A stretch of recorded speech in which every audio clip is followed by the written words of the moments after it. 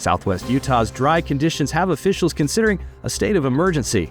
A solo hiker is rescued by helicopter after getting injured on Red Mountain, and your local weather forecast coming up with highs, lows, and everything you need to know for the days ahead. You're watching St. George News at 5, brought to you by our studio sponsor, We Win Injury Law.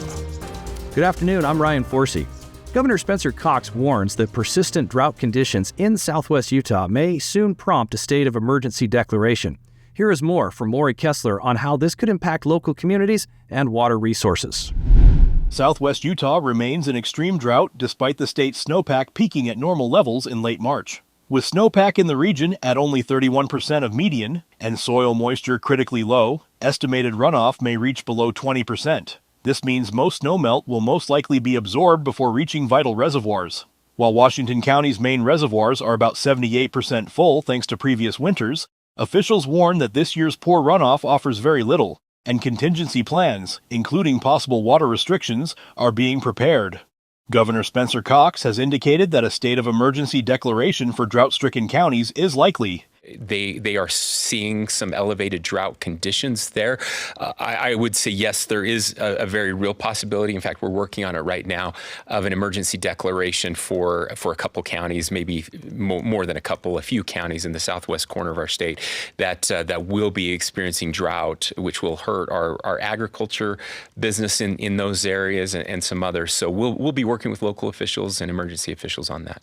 Such a move would unlock faster access to resources, allow local governments to bypass red tape, and pave the way for federal assistance. However, emergency declarations can only last 30 days without legislative extension. Meanwhile, state and local agencies continue to push conservation programs like slowtheflow.org and turf replacement rebates, aiming to save water and prepare Utahns for a drier future. A solo hiker was rescued by helicopter after sustaining an ankle injury on Red Mountain near Ivins. For more details on the rescue operation and the hiker's condition, let's head over to Leah Call. A 24-year-old male solo hiker was rescued from Red Mountain on April 20th around 4:30 p.m. He sustained an ankle injury approximately 3/4 of a mile from Toe Trail Trailhead. Washington County Sheriff Search and Rescue Sergeant Jacob Paul told St. George News that local emergency services were called to assist the hiker, who was stranded in direct sunlight without water. Rescue teams extracted the injured man by helicopter and transported him to St. George Regional Hospital for treatment. No further details about the hiker's condition were immediately available. Now we'll take a look at your daily weather forecast brought to you by Casablanca Resort and Casino.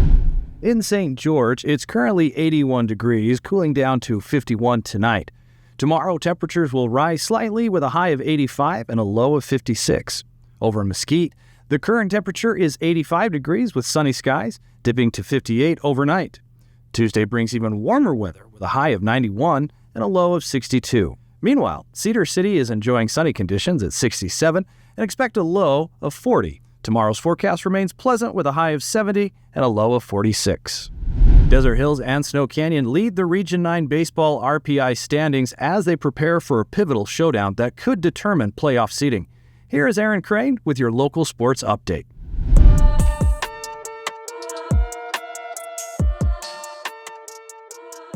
Thanks, Ryan. This past week in sports, Region 9 baseball continues to dominate in Utah, with Desert Hills and defending champion Snow Canyon sitting at number 1 and number 2 in the latest 4A RPI rankings. With 5 Region 9 teams ranked in the top 10, including Crimson Cliffs, Dixie, and Pineview, the region is once again poised to bring home another state title. Desert Hills, led by standout Andrew Wilson and a deep experienced roster, holds the edge heading into next week's decisive series against Snow Canyon. First pitch is set for 7:30 p.m. Tuesday at Desert Hills, with the rematch Friday night at Snow Canyon. Now back to you, Ryan. Trail counters in St. George have revealed significant foot traffic on local paths, highlighting the community's active engagement with outdoor recreation. Here's Maury Kessler on the impact these numbers could have for city planning and trail maintenance.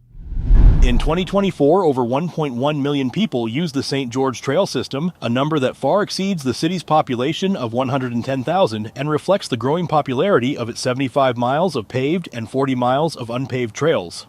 Thanks to automated trail counters installed in February of last year, the city was able to gather accurate data showing heavy use near equally split between cyclists and people on foot. The most trafficked location was the Confluence Bridge at Confluence Park, averaging around 750 users daily. The 12 trail counters, soon to be 16, not only inform maintenance schedules, but also bolster grant applications and guide future trail planning and development. The data has already helped secure new funding and supports collaboration with nearby cities and Washington County to expand trail counter coverage and improve regional connectivity. The upcoming Starry Skies event at Coral Pink Sand Dunes State Park offers attendees a unique opportunity to stargaze, enjoy s'mores, and experience the natural beauty of the dunes under the night sky. Here's Stephanie DeGraw with more on this celestial celebration. An evening of stargazing, sand surfing, and s'mores under Utah's dark skies will take place near Kanab on April 25th.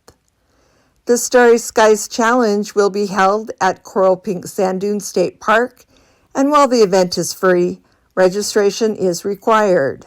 Caroline Weiler, Engagement Program Manager for the Utah Department of Natural Resources, Division of Outdoor Recreation, said the event is part of a new statewide program called Every Kid Outdoors. We're just hoping that all these events can be catalysts to get kids excited about different opportunities, to staying healthy, mentally, emotionally, and socially. It's great to get out with your friends and try something new. The challenge provides opportunities each month for youth to explore and engage with the outdoors throughout Utah.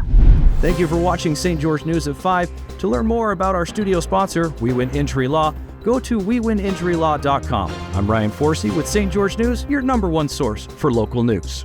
This has been St. George News at 5, brought to you by We Win Injury Law.